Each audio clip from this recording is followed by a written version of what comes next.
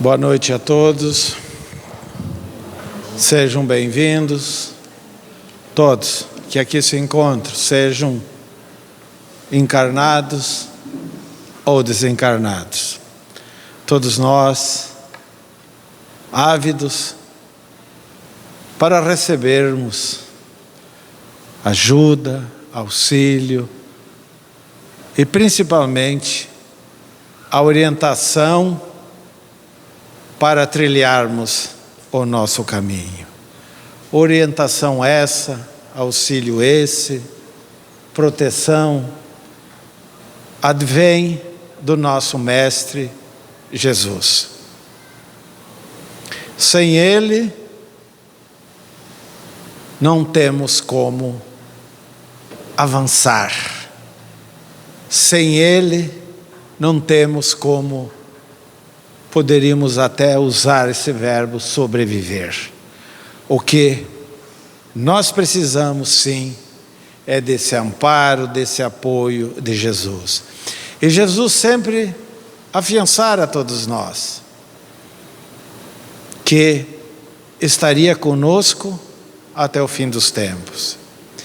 Em outra oportunidade, Jesus também afiançara a nós, dizendo: vinde a mim, todos vós que sofreis, que estáis sobrecarregados, estáis aflitos, que eu vos aliviarei. Então esse alívio Jesus dá em forma de remédio, e esse remédio somente é encontrado na farmácia do coração, e essa farmácia se chama Evangelho. Aí nós temos o analgésico, nós temos o antibiótico, ansiolítico, enfim, nós temos tudo. Toda a nossa vida está moldada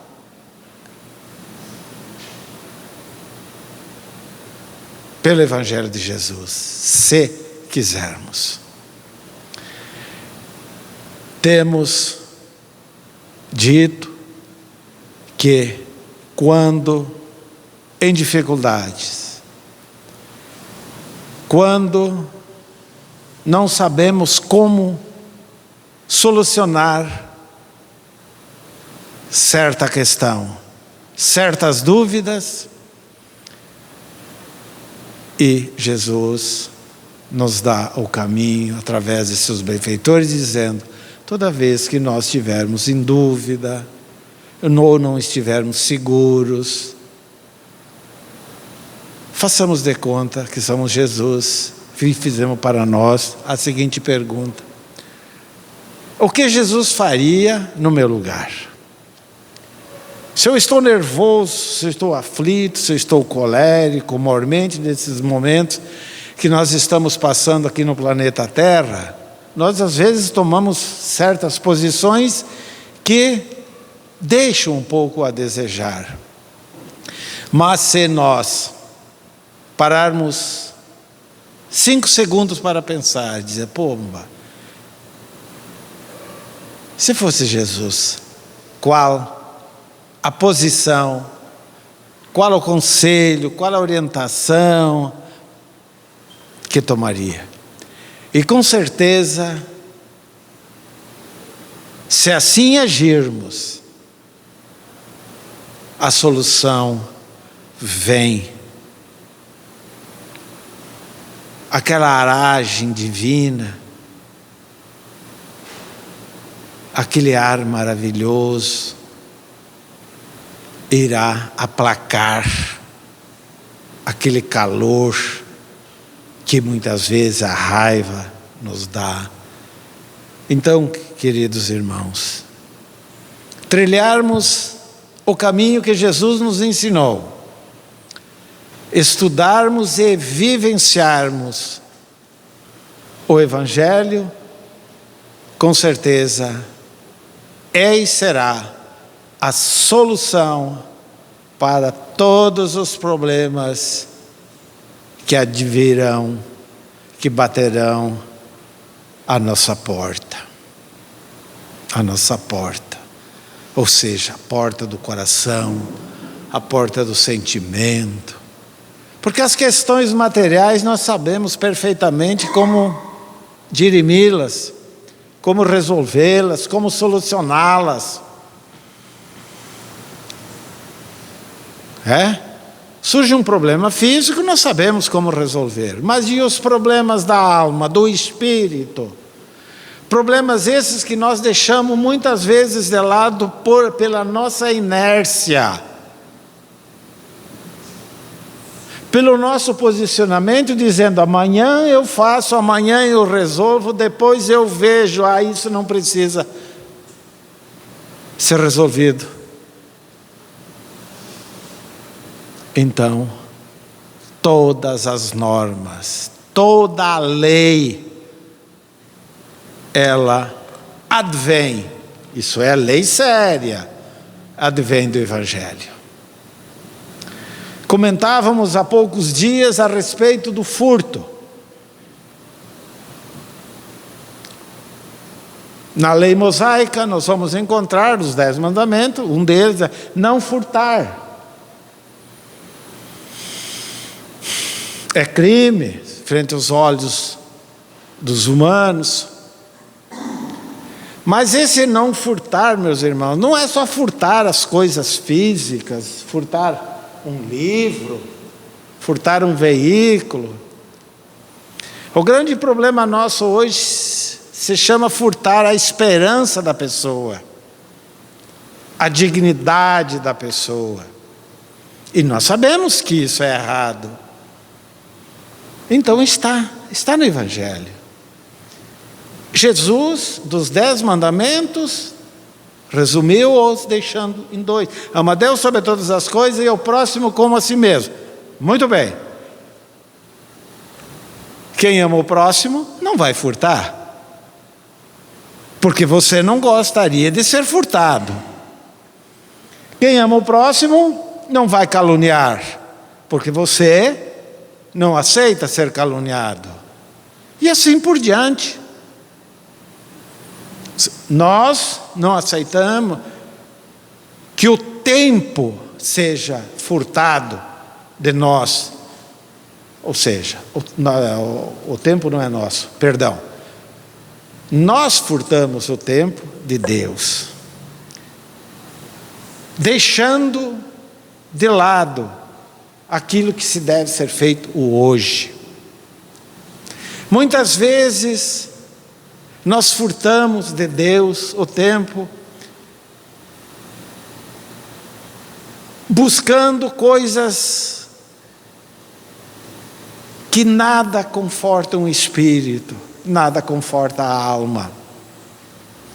Ou seja, lendo obras que não confortam. Emmanuel é muito claro nisso. E Paulo também diz: tudo me é permitido, mas nem tudo, né? Verifique tudo, mas retende apenas o bem, né? Então, quanto tempo nós perdemos em frivolidades da vida, nós estamos furtando. Então, meus irmãos, busquemos o arrimo em Jesus, mas esse arrimo em Jesus está na vivência do Evangelho. Na vivência do Evangelho. Quero crer que não adianta. Ó, Jesus me auxilia, isso, aquilo, aquele outro, patati, patatá. Quero crer que isso não vai solucionar essa questão. Porque a ponte para que seja equacionada as dificuldades do nosso viver se chama o próximo. A melhor oração aos olhos de Deus, de Jesus, dos nossos benfeitores, é a nossa vivência com o próximo. Ame o próximo como a si mesmo. E amar o próximo como a si mesmo tenho dito, tenho reprisado e hoje digo uma vez mais: amar o próximo como a si mesmo significa respeitar os sentimentos da pessoa. Porque não adianta dizer eu amo o próximo, isso, aquilo, se você não respeita a colocação da pessoa, se você não respeita o rótulo religioso dessa pessoa. Enfim, nós sabemos. Então, meus irmãos, na década de 90, quando lecionávamos numa faculdade, eu tinha 76 alunos na sala, e os alunos não me engoliam muito. Não me engoliam porque eu acho que a gente, se é como professor, você tem que dar tudo de si e, em sendo assim, no mínimo, exigir dos outros. Mas o resumo era que os alunos questionavam isso, questionavam aquilo. Eu digo, vocês não precisam se preocupar, não. Está tudo no livrinho. Eu dava código penal, eu dava direito penal, a parte geral. Dificílimo. Está tudo no livrinho. E trazendo para o nosso estudo, eu disse, está tudo no livrinho. Está tudo no livrinho, está tudo no Evangelho de Jesus. Nós sabemos, tem muitos de nós que conhecem a Bíblia de cor. Quantas palavras tem, quantas vírgulas, quantos pontos e vírgula. Mas isso não adianta. Há uma diferença muito grande em saber e viver. Saber, nós sabemos. Quem não sabe, começando nosso irmão aqui, terminando pela nossa irmã aqui. Quem não sabe o que significa, o que representa o bem? Ninguém é capaz de dizer, não, eu não sei. E por que nós não praticamos o bem? Por quê? Por que nós não respeitamos o próximo? Porque é mais fácil futricar a vida dos outros? Está tudo no livrinho, meus irmãos. Está tudo. Ama Deus sobre todas as coisas e o próximo como a si mesmo. Por que nós estamos aqui nessa casa fraterna na noite de hoje? Se todos nós sabemos de cor os mandamentos, o que é preciso? Precisa ter. Hoje estou eu, amanhã tem outros irmãos que vão estar aqui fazendo o estudo, a reflexão do Evangelho. Não é preciso. Porque nós sabemos o que é o certo e o que é o errado. E por que continuamos a errar? Por quê? Jesus nos diz pela dureza de nossos corações. Porque nós não queremos desculpar, meus irmãos. A lição 135 da obra Fonte Viva, ela traz um apontamento de Mateus quando Jesus disse, a letrinha está pequena aqui: se perdoardes aos homens as suas ofensas, também vosso Pai Celestial vos perdoará. O que mais? Mateus. Se nós perdoarmos, Deus também, né? Jesus disse, vos perdoará. E Emmanuel, analisando esse versículo, ele diz o seguinte: por mais graves te pareçam as faltas do próximo, por mais graves te pareçam as faltas do próximo, não te detenhas na reprovação. Muito bem. Deparamos-nos com uma situação aí fora. Qual é a nossa atitude primeiro? Todo mundo já respondeu, né? mentalmente, qual a nossa atitude. Nós julgamos,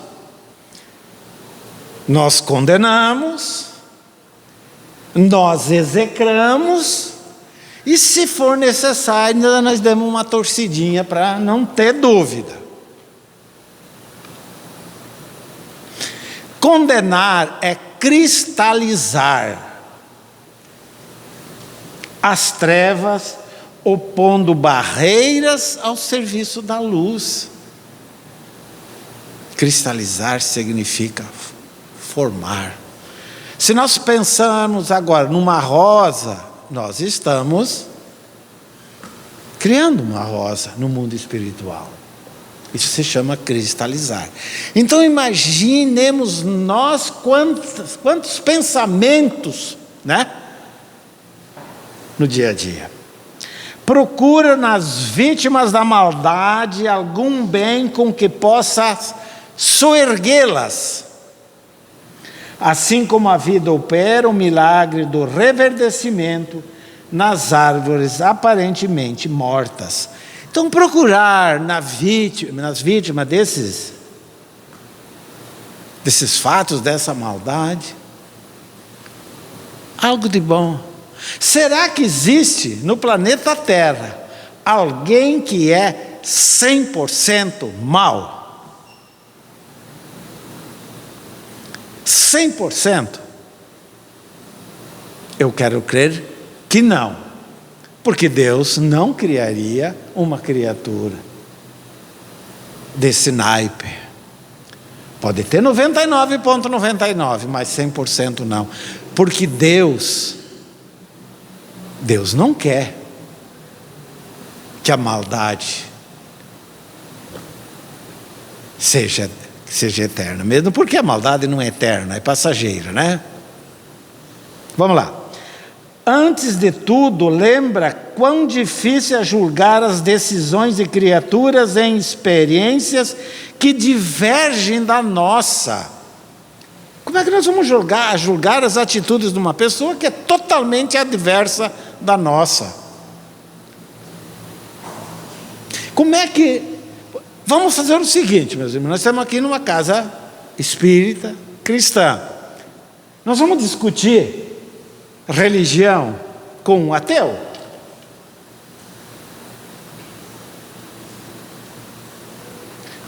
Não, porque ele ainda não compreende.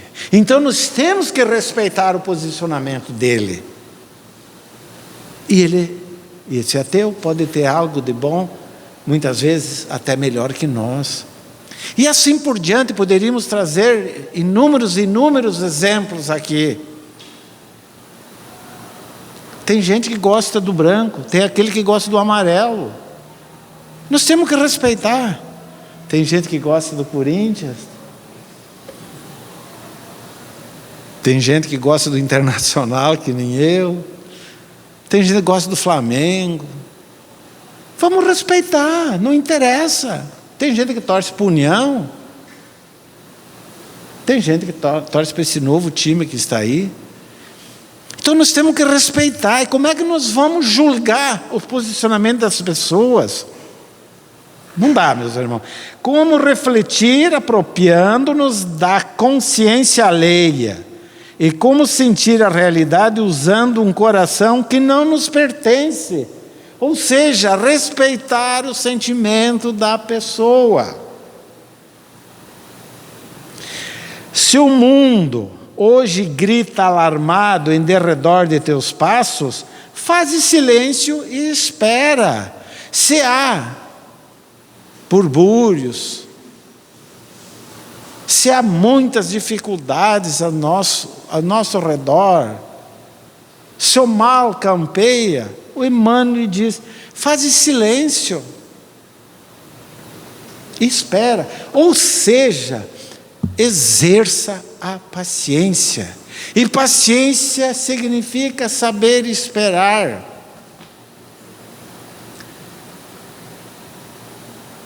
A água é que nos dá o melhor exemplo de não confronto.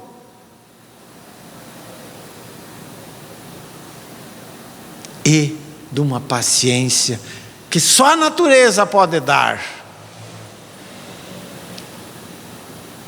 Um riozinho, um filete d'água, 2, 3 metros, um riozinho vai indo, ele vai indo. Quando ele dá de frente com um monte, uma pequena montanha, o que ele faz? Ele vai bater de frente, vai diminuir? Alguém fez sinal lá atrás que ele faz isso aqui.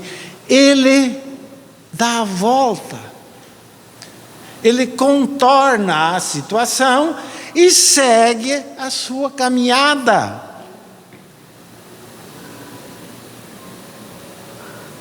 Rumo aonde? Ao mar. E assim somos nós. O mar podemos pegar como fosse Deus. Nós também. Mas quando nós nos deparamos com uma situação, não. Se não for do meu jeito, não tem. Eu não vou desculpar, eu não vou perdoar, eu não vou esquecer, eu vou me vingar, e assim sucessivamente. Então é necessário que nós tenhamos paciência, silêncio. Por mais escura, tenebrosa que seja a noite, o que ocorre no outro dia? O sol volta a brilhar. Amanhã, quando o equilíbrio for restaurado, conseguirá suficiente clareza para que a sombra não altere o entendimento. Então, meus irmãos, cada vez que nós nos deparamos com uma situação difícil, delicada, deixa para lá. Eu vou resolver isso amanhã. Aí eu concordo. Ou deixar para o amanhã. Porque toda pessoa colérica, nervosa, ela vai tomar uma decisão que ela vai se arrepender e muito amanhã. E depois da flecha lançada, ninguém vai segurá-la.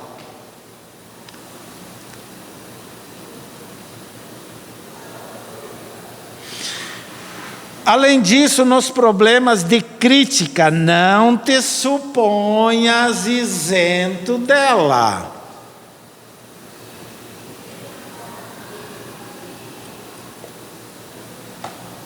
O ser humano gosta de criticar? Gosta.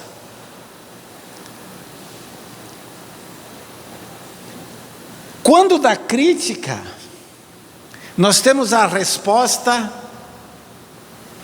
damos a resposta de imediato, como se diz na gíria, na ponta da língua.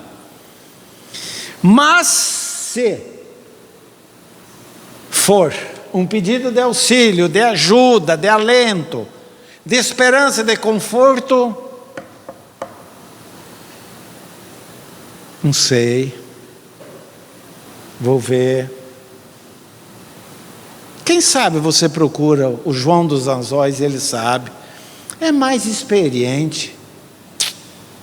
Não é uma fuga, meus irmãos, é uma fuga à responsabilidade. Então, como nós criticamos os outros também nos criticam.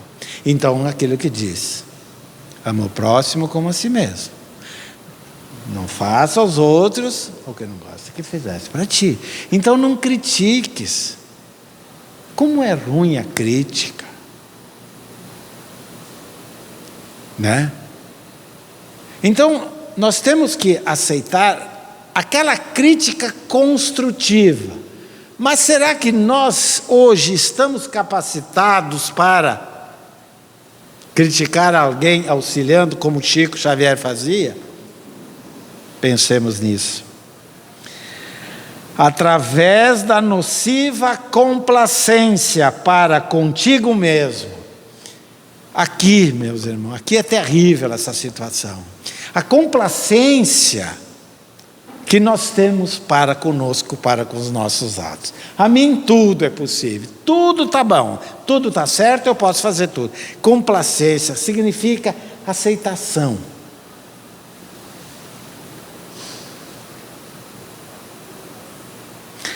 Não percebes quantas vezes te mostras menos simpático aos semelhantes. Será que nós somos simpáticos a todos?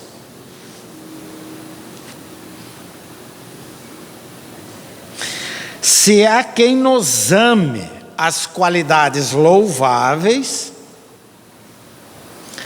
há quem nos destaque as cicatrizes e os defeitos. Todos nós temos pessoas queridas que nos amam. Somos verdadeiros ídolos. O melhor pai do mundo, o melhor filho do mundo, o melhor marido do mundo, enfim. Nós temos essas pessoas. Mas nós não somos queridos por todos.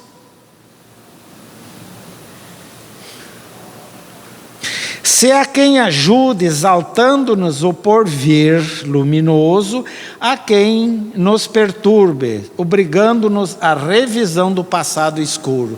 E o nosso passado deixa a desejar. Se nós quisermos saber quem nós fomos ontem, vocês gostariam de saber quem vocês foram ontem? Ontem, em outra existência? Gostaria ou não gostaria? Todo mundo só faz assim, né? Gostaria, né? Não precisa, minha irmã. Não precisa saber. Vá ao espelho, olhe-se e veja a sua vida como ela é. Aí você sabe quem você foi. Eu sou a pessoa, sofro tanta ingratidão dos meus familiares. Eu faço de tudo para eles e olha o que eu recebo. Tu está recebendo hoje aquilo que tu deste ontem. Eu tenho um problema sério de saúde, de pulmão, de coração. O que você fez com o seu pulmão na outra existência? O que você fez com o coração?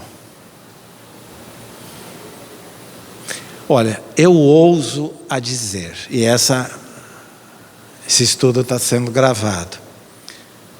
Eu não tenho nada contra ninguém, cada um faz o que quer. Mas eu vou fazer uma colocação, que aquilo que é bom a gente tem que levar adiante, né, irmão Leão? Irmão Marcelo também, né?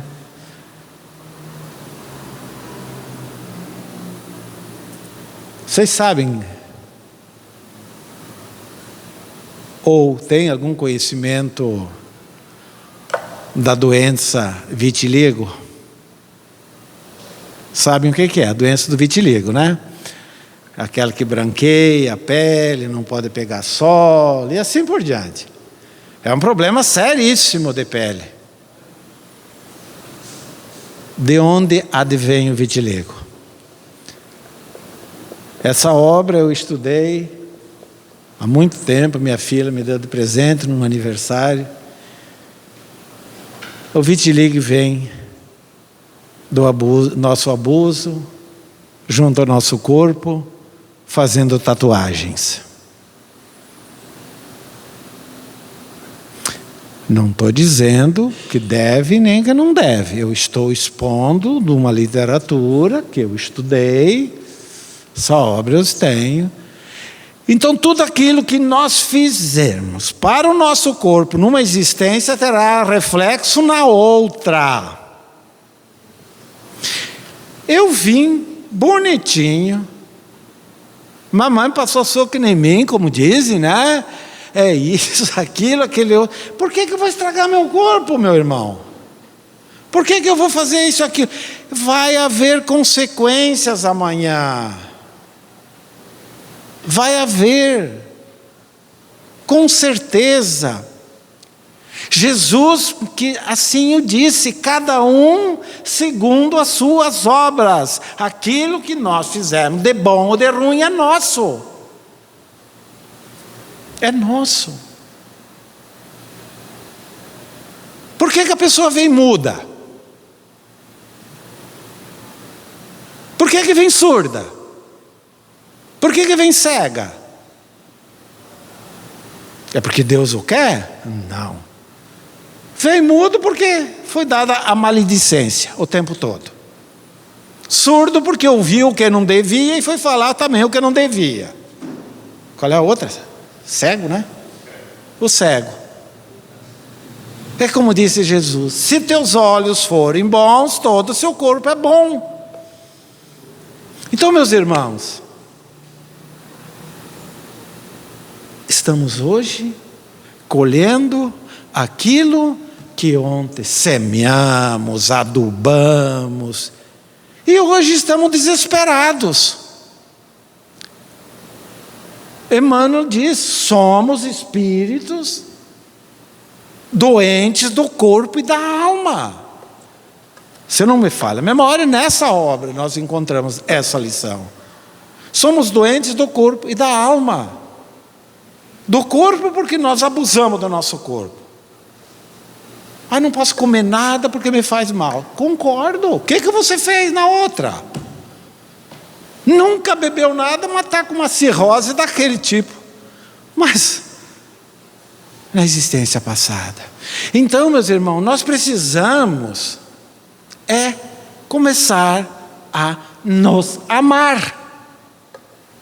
Não no sentido narcisista, mas no sentido fraterno. Respeitar. E a grande batalha é o desculpar. É o deixar de lado aquilo que não nos conforta. E se alguém nos ofende, fala uma calúnia, por exemplo, atribuir a alguém um fato criminoso, isso é calúnia. Para que eu vou me preocupar? Se eu não tenho esse rótulo criminoso, não chamaram Jesus de charlatão? E Jesus se preocupou? Então, meu irmão, é desculpar. E nós ainda não aprendemos a desculpar. E se nós não desculpamos, nós não amamos. E se nós não amamos, nós continuamos chafurdando naquilo que estamos nesse lodaçal hoje. Nossas dificuldades. Andem na rua, mas com olhos de ver. Andemos na rua, olhemos os olhos das pessoas. Nós conseguimos ver uma pessoa alegre, feliz. Você, menininha, você vê isso? A senhora vê isso? Por quê? Porque estamos enrolados numa teia de aranha criada por nós mesmos. E nós precisamos arrebentar esse casulo, meus irmãos. E essa força para arrebentar esse casulo é a vivência do Evangelho, a prática do bem. É fazer o bem sem olhar a quem. Alguém te chamou de anjinho? Tudo bem, cadê a minha auréola? Não é anjinho? Não tem problema. Mas nós temos que aprender a desculpar, a compreender. Desculpar significa também compreender as pessoas. Olhamos a guerra que nós temos no nosso trânsito. Num prédio, a gente vê aquela guerra por coisinhas insignificantes. Tenho os meus direitos. Ninguém está dizendo que não tem direito. Mas para que chegarmos ao ponto que todos nós chegamos, meus irmãos? Como é bom estar bem. Quem gosta de estar aflito, com aquele negócio aqui que não sabe o que é, vai no médico, você não tem nada. Porque nós somos doentes do espírito, nós temos que curar o espírito primeiro, depois o corpo é consequência lógica. Então, meus irmãos, passemos a amar, a viver o que Jesus nos ensinou. É difícil? Claro que é, mas não é impossível. Não é impossível. Vamos deixar de lado tudo aquilo que não nos conforta, aquilo que não serve para nós, meus irmãos. Atacados todos nós somos, seja na esfera material ou na invisível. Mas é preciso que caminhemos. Toda subida exige esforço, exige muito esforço, e a subida espiritual mais do que nunca.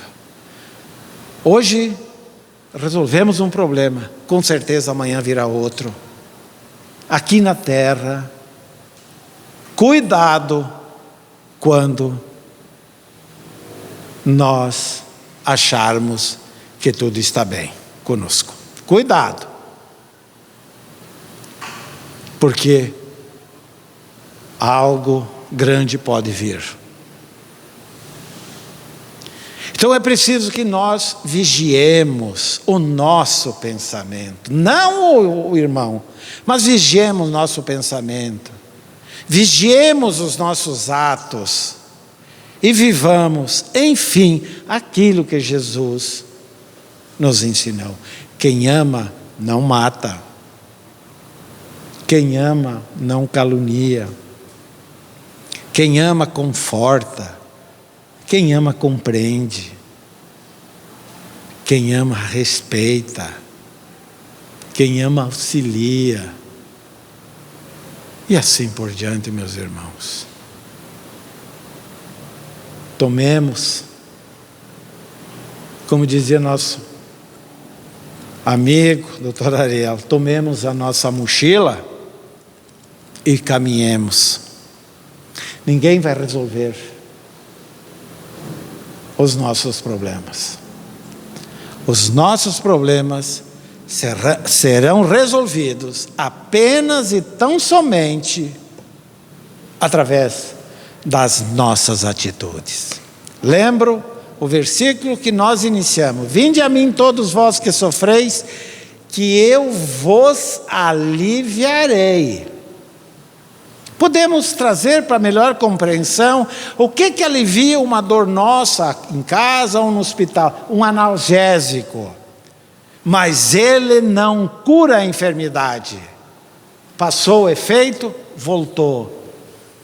Aqui na casa espírita recebemos o atendimento fraterno, um passe, a fluidoterapia, água fluidificada, quiçá um conforto de um ente querido na sala de desobsessão. Saímos daqui, parece uma butterfly, né? Todo mundo voando numa boa, maravilhosa. Mas depois voltamos a fazer tudo errado novamente. Recebemos o analgésico e o antibiótico. Tomamos o analgésico e jogamos o antibiótico fora, que é a vivência do Evangelho. E é por isso que todos nós estamos assim. Eu estou há 30 anos aqui. E eu sinto que, quiçá, caminhei 1 ou 2 milímetros. Mas não devemos desesperançar. Jesus está aí, estendendo sempre as mãos a todos nós. Somos nós que temos preguiça de descruzar os braços. Então levemos hoje aos nossos lares o analgésico e a medicação necessária para que amanhã sejamos nova criatura e possamos fazer aquilo que Jesus disse: brilhe a vossa luz, vós sois luzes, brilhe a vossa luz. E o que é brilhe a vossa luz? Os exemplos. Isso significa. Nós não somos um toco de vela, não somos uma lamparina, nós não somos nada. Para essa luz que Jesus disse, são os nossos exemplos. E assim nós vamos auxiliar e vamos amar e não vamos mais precisar manter raiva, ódio, cólera, que tanto mal faz para mim. Todo mundo tem medo de câncer, né? Vocês sabem o que mais produz câncer na pessoa? Ódio. Portanto, alijemos do nosso dia a dia essa palavra. Coloquemos. Tem o mesmo número de letra, né? Ódio, amor. Só que um é vida, o outro é morte. Que Jesus possa nos abençoar, queridos irmãos, e possamos levar daqui aquilo que aqui viemos buscar na noite de hoje. Amemo-nos uns aos outros, como Jesus nos amou, e com certeza seremos felizes, mesmo uma felicidade relativa, mas seremos felizes. Muita paz a todos, Jesus nos abençoe hoje e sempre, que assim seja.